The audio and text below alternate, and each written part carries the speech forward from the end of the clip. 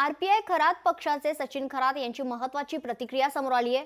मुख्यमंत्री देवेंद्र फडणवीस यांचे दूत सुरेश धस यांच्या शिष्टाईमुळे जरी लॉंग मार्च थांबला असेल तरी आम्ही आंबेडकरवादी संविधानाच्या प्रतिकृतीची तोडफोड करणाऱ्यांवर देशद्रोहाचा गुन्हा आणि सोमनाथ सूर्यवंशी यांच्या कुटुंबाला न्याय मिळेपर्यंत लढणार, असं विधान सचिन खरात यांनी केलंय।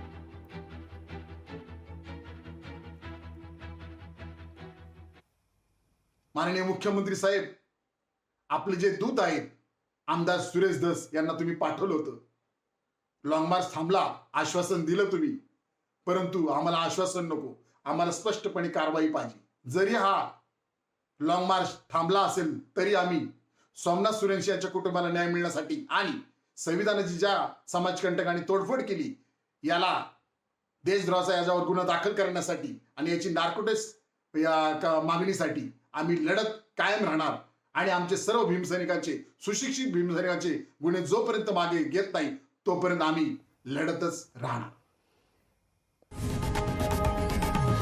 लोकशाही मराठी ऐका, पहा, जागरूक रहा।